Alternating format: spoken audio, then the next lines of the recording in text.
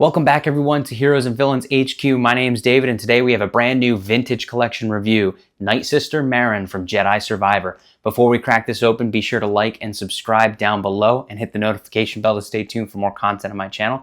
But let's go ahead and open up this brand new vintage collection figure. Beginning first with the packaging for Nightsister Merrin, of course the classic vintage collection card back. This is a part of the Jedi Survivor line, and it has this nice purple coloring in the back. As for the art, this seems to be straight out of the video game. Looks absolutely fantastic. Then, of course, you have the figure with the extra accessories. On the back, we have that purple color again, with a look at the figure and the description. This is VC367. So let's go ahead and open up Nightsister Merrin. Okay, now that Merrin is out of the package, let's take a look at this figure first with the accessories. She does include this awesome green magic effect, which, if you can kind of see there, the hand is stamped into the edge of that, and that is because she does include a swappable hand, and you can go ahead and place the hand within the magic effect. We'll get this on the character in just a moment. She also includes two weapons, her fully extended staff, as well as the staff in a knife form, which on the back of the character, you do have a pouch for this, and that fits very nicely back there. Now, looking at Merrin, I gotta say, I've been reviewing a ton of 6-inch figures for both Black Series and Marvel Legends recently, and this just feels so small in comparison. But the character is obviously a perfect size for the vintage collection. As for the articulation, it's the standard articulation. You have 90 degrees at the elbows. You have decent motion in the shoulders.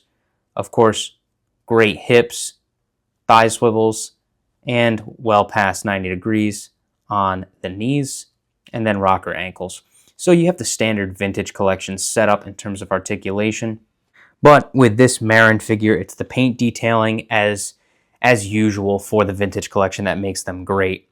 Taking a closer look at the mold, really great hair sculpt, great face sculpt, and you have the paint lines for the Nightsisters within the face. Great belt and chest plate molds. You have the gold painting throughout, even on that necklace. That looks really awesome. And I really do like the molded hood on the back here.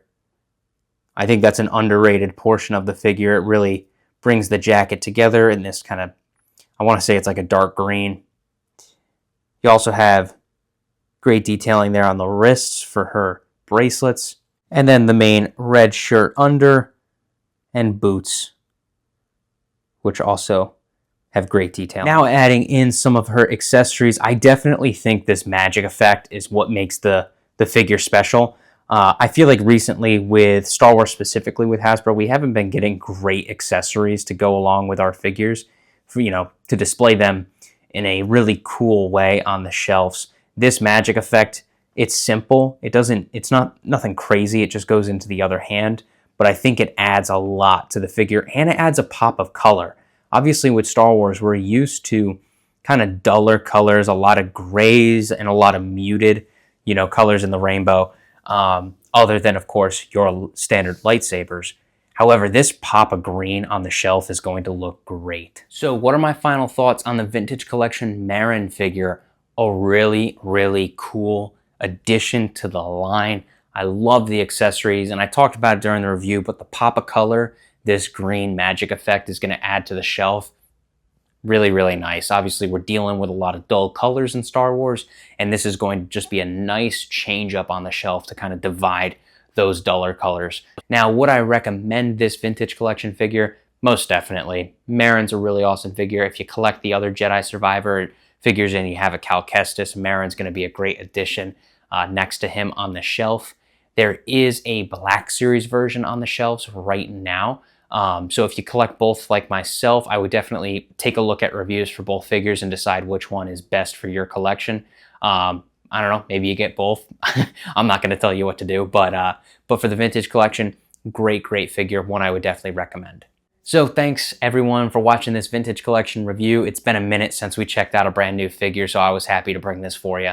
definitely stay tuned. I have Agent Callus on the way, so that'll be the next video on deck. And of course, if you enjoyed the video, hit the like, subscribe, and notification buttons down below to stay tuned for more content on my channel. But thank you again for watching, and I'll catch you all in the next one.